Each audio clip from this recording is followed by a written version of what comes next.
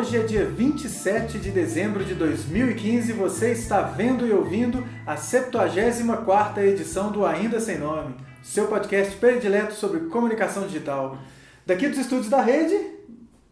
Você é o Caio César. E você é o Felipe Benha. E aí, cara? Beleza? Beleza? Felizes festivos. Muito obrigado. Aproveitando aí as festividades e a vinda para Belo Horizonte, vai conseguir emendar aí alguns Ainda Sem Nome. Né? Exatamente. Por isso que você está assistindo com um pequeno atraso no calendário. Normalmente a gente publica às quintas-feiras. Hoje é domingo. Hoje é domingo. Pra mim, every day is like Sunday, porque já estamos no festivos. Exatamente. Eu acho que até pelo fato de ser já o fim do ano, não carece da gente fazer um negócio muito denso, né? De uma pauta densa. De pautas densas já chega as reuniões de família. Exatamente. Né, bicho? E aí, bom, eu já gostaria de emendar com um monte de coisas aqui, mas vamos, em primeiro lugar, agradecer ao Narcélio, que comentou na nossa edição de número 73, a 73ª edição. Recomendo que você escute, porque ficou uma edição bacana, né, ficou cara? Ficou legal. A gente bacana. teve a presença do Daniel Rocha, com sua diretamente de aventura na Flórida, né? Falando sobre mercado mobile e tive alguns feedbacks interessantes sobre esse episódio. Eu achei que foi um episódio muito bacana, apesar de, não sei se vocês perceberam, o áudio do meu microfone deu bizil, e aí eu fui comprar um cigarro e não voltei depois dos 35 minutos. Eu fui à padaria e não voltei mais. Mas é porque... Maravilhoso o caso do cara que sabe comprar um cigarro e nunca mais volta. E o cara que não fuma, que foi comprar um cigarro e não volta mais. Eu falava isso quando a gente estava nos momentos mais tensos da World Skills. Eu falava assim, gente, tinha vontade de comprar um cigarro e eu nem fumo. Embora e não vai comprar um cigarro e depois, sei lá, de 5 anos você encontra o cara em Budapeste. Tipo isso. Vendendo poesia na praça. Né? Bom destino. Mas bacana. Então foi um episódio muito legal e o comentário do Narcélio, espero que vocês comentem neste aqui também, que vai ser um episódio mais light, mas não menos interessante. Então deixe aí o seu comentário, se você está no YouTube, vai lá no aindasemno.me ou aqui no YouTube mesmo, embora a gente não tenha muito acompanhamento do que rola por aqui, é melhor você comentar no site. E também dê o seu review no iTunes, porque imagino que o áudio aqui vai ficar bom, né, cabeça? Então ele vai gerar um MP3 legal aí para você também estar escutando. Isso, e você também compartilhe nas suas redes sociais preferidas e fale no Ainda Sem Nome, porque a gente quer espalhar a mensagem para quem se interessa pelo assunto, né? Exatamente. E aí a gente, acatando uma sugestão de pauta do Luiz Carlos Fernandes na edição de número 72, vamos dar algumas recomendações. Que isso é uma coisa muito legal de se fazer quando a gente, por exemplo, no meu métier, que é a pesquisa, quando a gente está fazendo pesquisa científica, pesquisa acadêmica, uma coisa muito legal é quando a gente encontra um texto que ele é bala, aquele texto tem o que você precisa, aquele cara falou as coisas, ele está redondo, e aí você não deve parar ali. Tem uma coisinha que brincando com o nome ou a expressão de novelo de lã, que você dá para um gatinho e ele vai puxando, você vai também puxando esse novelo. Então você vai lá no final desse texto que você achou bacana e vê quem que esse cara citou, quem que esse cara leu. Porque se ele chegou àquela conclusão bacana, a influência vem também dos caras que ele leu. Então você vai lá nos caras que ele leu, provavelmente vai ter gente bacana ali também. E assim você expande os seus horizontes. Né? E é algo que a gente fazia de maneira semelhante sem saber, né, cabeça? A gente, falando disso, aí a gente citou o AllMusic Guide. Grande AllMusic Guide. Nas últimas iterações ele não tem ficado tão bacana, né? Mas ele já foi mais. Quando eram as abinhas ali, ele era aquele visual meio ocre, era bacaninho. E o AllMusic Guide era excelente quando você queria descobrir um artista e um disco específico, e ele falava até qual era o clima do disco, e quem era a influência daquele artista e quem aquele artista influenciou. Isso é fabuloso. Fabuloso. E aí é um ponto interessante que eu acho que hoje os aplicativos de música, eles fazem isso de certa forma. Eu uso, sempre na contramão, né, cara? Estou sempre na contramão. Eu uso o Google Play Music e ele me dá algumas coisas semelhantes. Eu acho melhor que o Spotify. Eu uso o Spotify. Um diferencial, acho que eu já falei isso algumas vezes, né? Você pode subir a sua biblioteca para o Google Play Music. Então, se tem alguma coisa que não tem no catálogo do Google Play Music e você quer que tenha, e você tem porque você obteve de maneiras que não interessa para o Google, Você pode subir os seus MP3 para lá. Mas eu acho que o Spotify pode fazer isso. Porque Pode? no Natal eles colocaram a discografia inteira dos Beatles. Ah, E eu tinha alguns MP3 que ele apareceu pra mim lá. Então acho olha. que pode ser um... Deve ser uma coisa... Anyway. Mas é interessante porque o Spotify você pode descobrir depois, você põe um determinado artista e enfim, e aí ele te mostra, abre a rádio daquele artista ou daquela música e ele vai te dar os Quem estilos são semelhantes. parecidos. E eu acho excelente. Isso é muito bacana. Tenho escutado muito a rádio do Beck. Beck? Beck é um cara legal, cara. Embora você não... Eu sei que não é... Né? Não, é ok. Mas é bom ter pensamento antagônicos, Mas eu escuto muito a rádio do Beck lá no meu Google Play e fica bacana. E isso aí já é um começo, né? Porque o Luiz Carlos Fernandes tinha pedido pra gente falar algumas coisas que a gente anda escutando, lendo, vendo.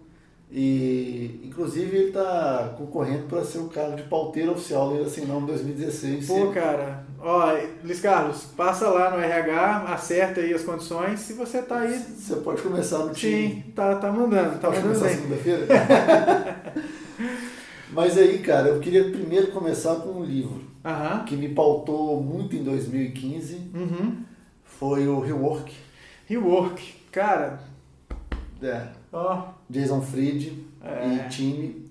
Rework, para quem não conhece, o Jason Fried, para quem não conhece, é uma das cabeças do Basecamp.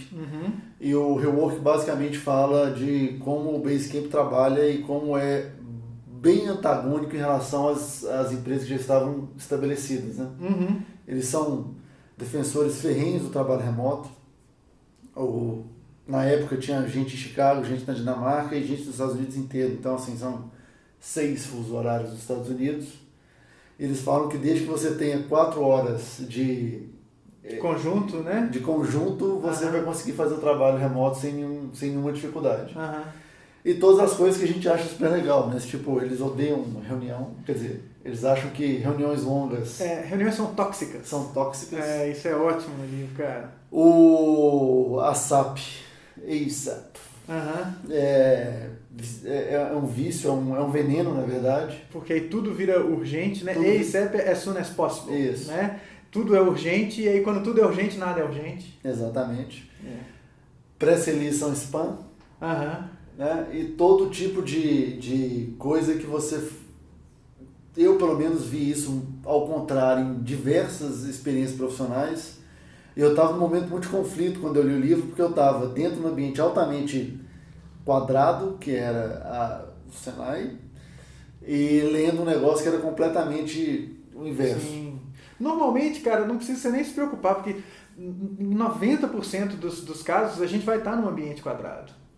Né? Empresas, quando elas crescem, instituições, quando elas crescem, elas ficam quadradas. E é por isso o esquema da burocracia e tal. Então é muito difícil você ter um ambiente com muita gente que não tenha um certo nível de quadradeza. As arestas vão aparecendo, sabe? Não tem jeito. E eu lembro que em determinado momento, quando eles falam das reuniões, essas reuniões devem durar 7, 15 minutos, e aí ele fala assim, quando você está numa reunião de 10 pessoas de 1 hora, você não perdeu 1 hora, você perdeu 10. Você perdeu 10 horas. Isso, quando eu li esse negócio, cara, e eu participo de reuniões na universidade, eu fico pensando, cara, quanto custa cada hora de cada profissional exatamente. Que está aqui dentro. Eu fiz isso. Olha o preço dessa reunião para a gente decidir umas coisas nada a ver, que podiam ser decididas por uma pessoa e simplesmente comunicadas para as outras. E no fim do ano, no fim de 2014, antes de eu ver esse livro, de eu ter ganhado esse livro de Natal, eu estava numa reunião com 15 pessoas que durou 4 horas. Olha aí, bicho. Aí eu fiz assim a conta, mas eu tipo assim, esse cara deve ganhar tanto, esse deve ganhar tanto, que aí você fala, putz, dá pra tomar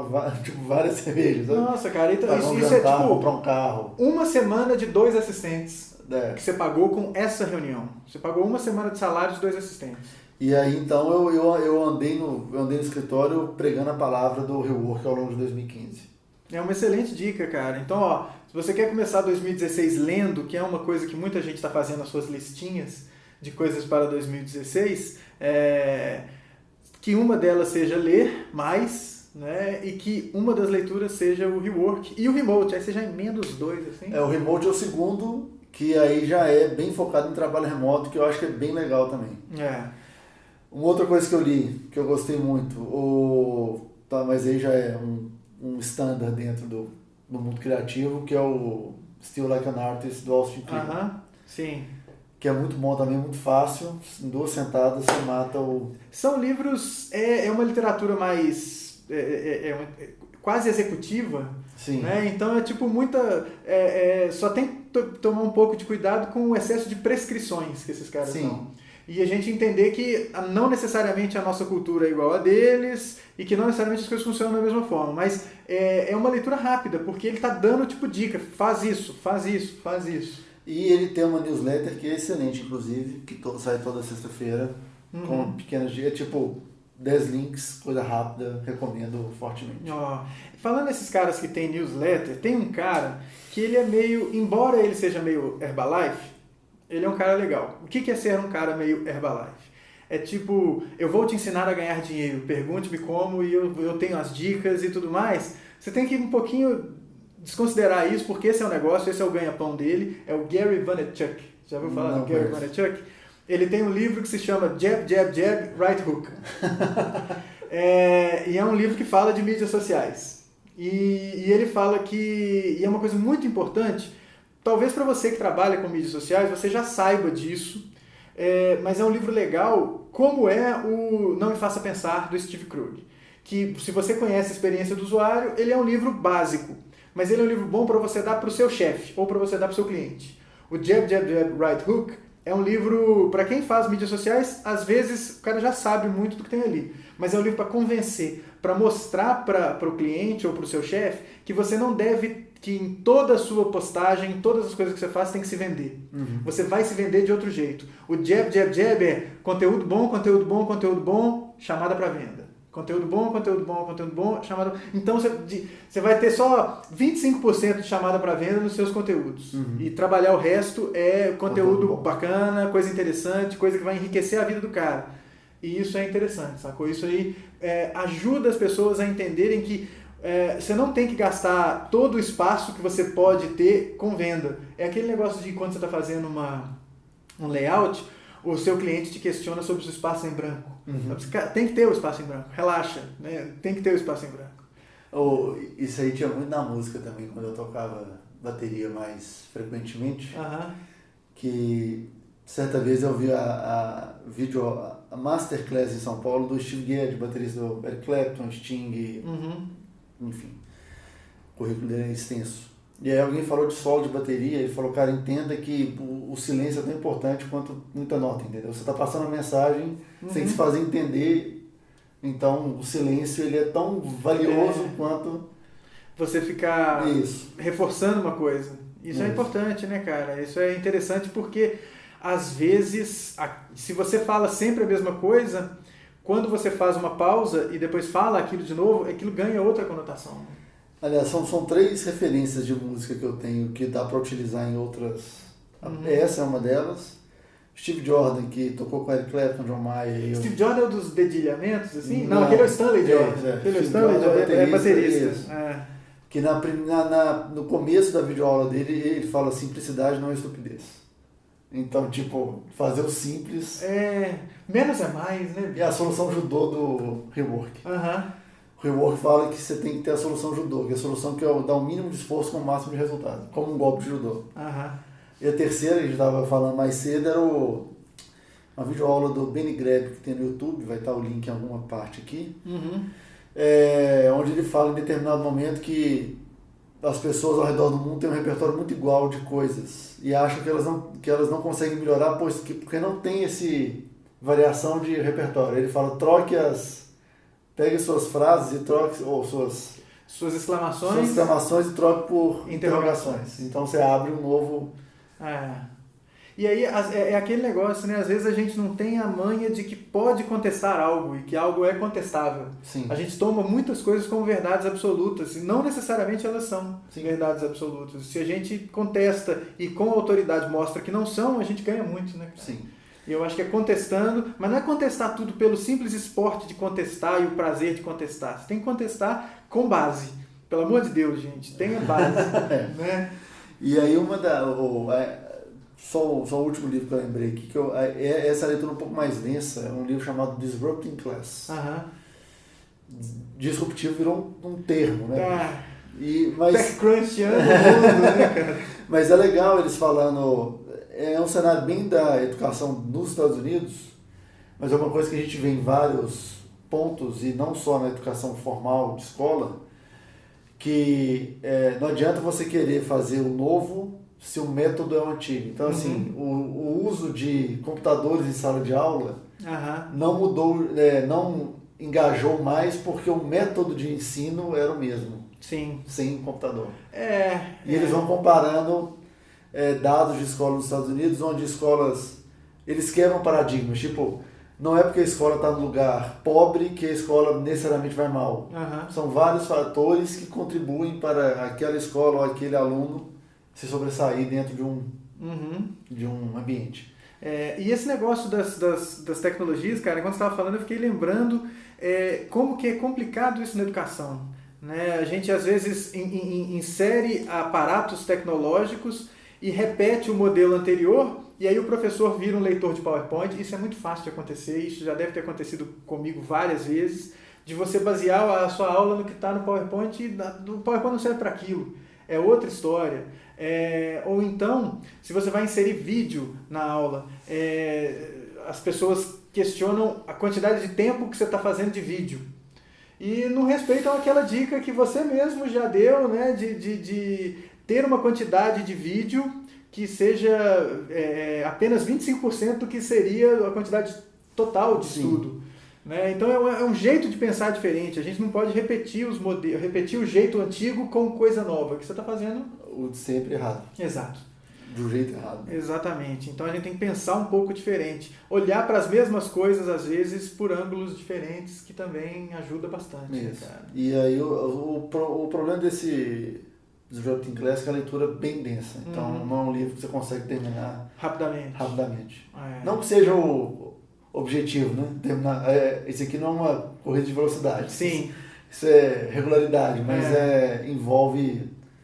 Você tem que ter paciência para ler esse camarada aí. Não é um que você lê no ônibus. É um texto que você vai ter que precisar de um ambiente mais silencioso. Exatamente. E a parte não relacionada terminei de ler 1822. E aí foi tipo, como ensinar errado, como eu aprendi história errada, entendeu? Vale também a leitura. Vale a pena, cara? Vale. Porque é uma série, né? Um monte. 1808, 1822 e 1889. O 1889 eu não li ainda. Mas 1808 é legal, 1822 é mais legal. Porque não foi um negócio, não foi tipo, gente, independência, hein? Foi uma guerra de independência. Foi um negócio, um processo... Foi um processo sangrento. E como que a gente conhece pouco, né, cara? A gente conhece tão pouco do nosso esquema, da nossa história, e isso... mais uma dica, aquele novelão do Pablo Escobar, não o do Wagner Moura, e aí eu não consigo... Cara, sempre que eu lembro do Narcos, Wagner Moura, eu me lembro da musiquinha do Silvio Santos, chamando Wagner Montes, e ele mancando, porque o Wagner Moura, imitando o Pablo Escobar com aquela barriga de seu boneco, parece o Wagner Moura mancando. Perceba isso quando você for assistir. Wagner Montes mancando. Mas uma dica de Netflix, tem o Pablo Escobar, El Patrón del Mal, que é um novelão de 70 e cacetada capítulos cada temporada, não sei o quê, mas que todo episódio começa, quem não conhece o passado está fadado a repeti-lo no futuro. Isso é importante, cara. A gente não conhece e a gente está pagando o preço disso aqui. Completamente. A gente não conhece direito e uma coisa que é muito grave. Outro dia, se você me acompanha, sei lá, se você tem paciência, eu dei mais uma pausa no Facebook e enfim, cansei. E fui usar um pouco o Reddit. E aí eu entrei no subreddit brasileiro, /r/Brasil. E cara, é pior ainda, bicho. A quantidade de batetor de panela que tem lá nossa senhora, é absurdo. E enfim, isso me deixou muito triste. E eu me lembro de uma das discussões lá, um cara questionando uma afirmação de que nós brasileiros queremos ser líderes na América Latina, mas não temos identidade com o resto da América Latina. E o cara falando, não tem nada disso, não, nós somos líderes mesmo e não sei o quê. E aí a própria fala do cara mostra que a gente não tem identidade nenhuma com o resto da América Latina. A gente tem muito mais identidade com os Estados Unidos e às vezes com a Europa do que com o resto da América Latina. E a gente deveria ter. A galera conhece pouco a América Latina e conhece pouco da história da América Latina. Sim. Quando eu estive no Chile, umas coisas que eu aprendi sobre a invasão espanhola, ou tem umas ruínas no Atacama de guerra que rolou dos espanhóis com os índios lá, e é um negócio muito bacana, que a gente nem estuda. Né? Passa reto, cara. E quando você falou, eu me lembrei acho que é 1868, do Bolanhos. Aí eu vou colocar a referência correta aqui quando a gente montar o vídeo, que é um livro que é do chileno, do Bolanhos, que é um livro muito massa que ele escreveu antes de falecer. E eu li, é uma leitura também densa, mas é uma leitura que, quando eu terminei, eu falei, muito hype, muito hype. A galera fala demais desse livro e não é essa coisa toda não. Mas depois que passa um tempo, que aquele negócio, sabe, cai no estômago, assim, aí é que você começa a sacar que é um bom livro. Então eu já falei mal dele, mas ele é um bom livro de ler. É um monte de história paralela rolando, um monte de história bacana, e é um tipo de literatura que a gente não está acostumado a ler, que é um jeito de contar a história que a gente não está acostumado. E eu tenho tentado abrir os olhos para a América Latina nos últimos tempos, sabe? E as minhas viagens, eu tenho priorizado viajar para a América Latina, viajar para outros lugares, e é sempre uma experiência bacana, cara, sempre legal, né? A última na Colômbia, descobri muita coisa, foi muito bacana, e me recuperou algo, sabe? Eu conversando com os caras lá sobre música, e aí eu me lembrei de uma banda que eu gostava muito, que é de Bogotá, que nem existe mais, chamava-se Aterciopelados. Não conheço. Muito massa, cara. Moça no vocal já é uma coisa que me chama, né? E o espanhol cantado assim ficou muito legal, fica muito legal, e o Aterciopelados é uma bandinha... O espanhol da América Latina é sexy de certa forma. É gostoso, sabe? Né? É legal, é bacana. Quando eu escuto Paola Carosella no Masterchef falando, você fala, putz, é isso aí, entendeu? É gostoso, é uma língua interessante. Sobre música e vocal, uma banda que eu escutei muito esse ano foi Tedeschi Trucks Band, que tem a Susan Tedeschi, com o marido dela, o Derek Trucks. Que preciso colocar na minha lista. Isso, a gente vai pôr aí, tem no Spotify. E é tipo rock do sul, sabe? Sul dos Estados Unidos, mas é bem legal. Tipo Allman Brothers. Inclusive porque o Derek Trucks toca no Allman Brothers. Bom, hein, cara? É bom, bem legal. Bem legal. E uns grupos mais antigos, não mais antigos, mas aí vem daquele negócio do novelo de lã do Spotify.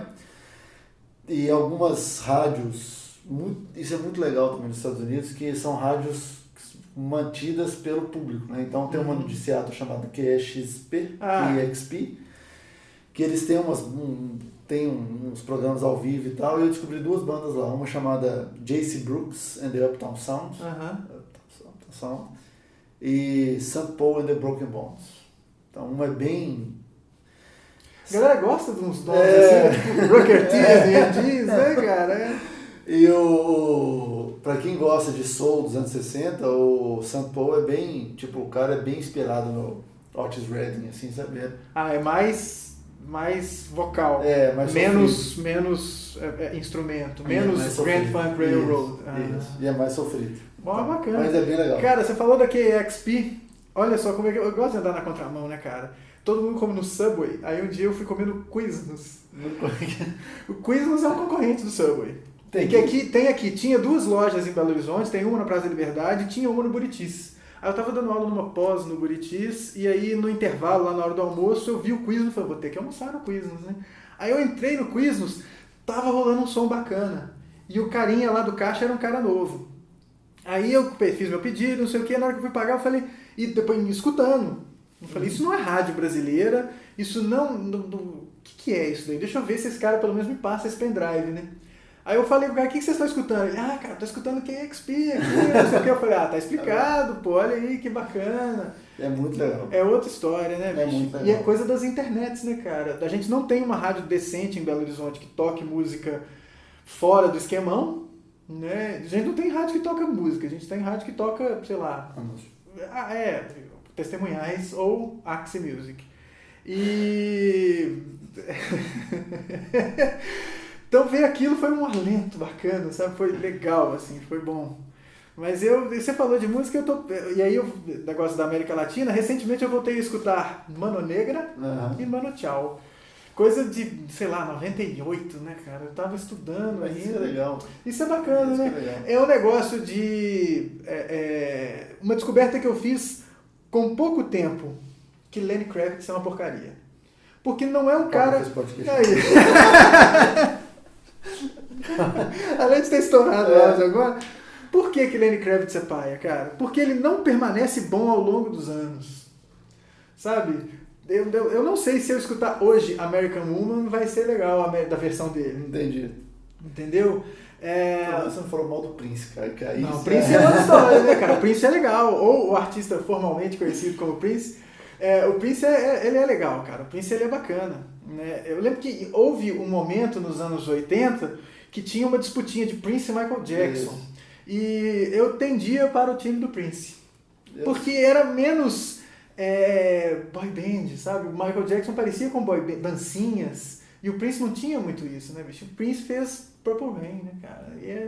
Purple Rain é um negócio que foi muito importante. Né? Cara, eu sou o time Michael Jackson total, só que totalmente. Mas assim, nos últimos eu achando que você ia ser time Prince. Não. Mas nos últimos anos do Prince, nos últimos anos do Michael Jackson, comecei a escutar Prince com mais afinco em 2007, assim. É a época do símbolo. Então, em 2007, aí, Michael Jackson morreu em 2009, então, assim, de 2007 pra cá, e depois disso, que aí eu comecei a entender como que Prince era realmente fodão, entendeu? Aham. Ele é ainda, né, cara? Só que já tá um senhorzão, já tá, né, complicado. Ele é daquele senhor que briga com a internet, né, cara? Ele é um cara que briga com a internet. Até hoje. É igual aquele velhinho dos Simpsons que briga com a nuvem. Ele é um cara que briga com a internet, não tem como. Mas ele recentemente o Radiohead, que é uma banda que eu não gosto, apesar do que eu gostei, que parece que o Prince em 2000 e tantos fez um cover deles e tirou do ar, tirou do YouTube e falou, não, bicho. O Radiohead falou, não, mas a música é minha, então eu quero que esteja no YouTube. E que ficou boa, né? É bacana. Eu vi um bafafá outro dia de que o Radiohead ia fazer música do James Bond e não rolou. Tipo, não deu certo. Saiu no Vox isso. Saiu? E parece que a música é legal. Pois é. O Radiohead é um negócio bacana, cara. O Radiohead é legal. O Radiohead é joia. O Radiohead é joia. Você tem que escutar, cara, o Pablo Honey. O Pablo Honey é um disco bacana. Até o Kid A é muito bacana. O In Rainbows volta a ser legal. Mas aí é porque o Insomniac é um disco que não é um disco... É igual Bjork. Você gosta de Bjork? Não. Aí, viu? A Bjork é um tipo de música para você ouvir e boas. Eu não consigo compreender a galera indo num show do Radiohead ou show da Bjork. Porque deve ser um enfadonho, deve ser sacal. Igual show do Pink Floyd, deve ser mala. Deve ser uma bosta. Deve ser mala demais. Aí a galera certamente vai ter um monte de gente aí que vai contestar. Mas eu não gastaria meu dinheiro para ver o Roger Waters. Cara, esse é o tipo de música pra você escutar sentado no escuro e boas, assim. Sabe? Não é um tipo de música pra você escutar, não é Foo Fighters, não é Faith No More, que é um tipo de música que funciona ao vivo, e ao vivo você dá vontade de subir no palco e pular com o Dave Grohl. Mas enfim, né, cara? Isso aí. Eu gostaria, eu sempre dou essa dica, cara, que a galera não conhece as coisas locais e a galera não dá o devido valor ao Mundo Livre S.A. Mundo Livre S.A. Mundo Livre S.A., cara, que é uma coisa que pouca gente tem essa percepção, sabe? De como eles são bons e influentes. É muito bom e, sério, eu não tenho notícia de nada melhor que o Mundo Livre depois de 1996 no Brasil. Não tenho, sabe? Tudo que veio depois, aí pode ser uma coisa de eu ser velho, já tá ficando velho, e ter aquela mentalidade nostálgica e etc. Mas eu não consigo ver nada bacana no Brasil depois de 94, 96, especialmente melhor que o Mundo Livre, assim. Porque vem essas bandinhas com nomes complexos que são ruins pra caramba, velho. Sabe, os móveis de madeira de demolição de Ribeirão das Neves. Toma toma banho, ou então o circo dourado mágico do trapezista maluco. Ah, isso aí é brincadeira de criança, sabe? Não dá. Isso E essas mocinhas com vozes iguais, sabe? Todo mundo querendo ser a Clarice Falcão, ou a Malu Magalhães Medeiros. Chata pra caralho. Tudo igual, bicho, musiquinha toda igual, parece aquele Bossa Cuca Nova, sabe? Não dá. Ah, bicho, não é. O que tem de brasileiro bom? Eu tinha uma certa esperança com uma bandinha que a galera falava que era emo e que era muito boa, que chamava-se Gram, né? Tinha o Mamelo Sound System, que era legal, né? O MQN, né? Sabe? Aí vem aquelas cachorro grande, pô, o cara quer ser o AC/DC, é muito ruim. Muito ruim. A emulação do que já foi é foda. E AC/DC também, né? Sabe? Não, pô, não. Não. AC/DC é do caralho. Não é. AC/DC é do caralho. Não, parou. O cara tá preso nos 13 anos dele ali, ficou preso com 13 anos. É tipo, sabe aquele filme do Tom Hanks, Quero Ser Grande? É aquele cara. Amadurece aí, bicho, cresce. Não, parou. Vamos acabar agora.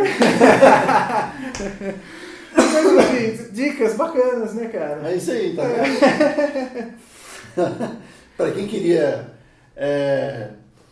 afirmações ultrajantes, esse episódio tá cheio delas. Tá e a gente entendam que, como, olha só, a gente pensa diferente de um monte de coisa na cabeça. A gente tem um monte de... Você gosta do Davi Matthews, né? Eu gosto, porra, Dave Matthews do caralho, velho. Pois é, né, bicho? Eu gosto de Dave Matthews, eu gosto de John Mayer, eu gosto... John Mayer é legal, cara. John Mayer é legal. Tá vendo?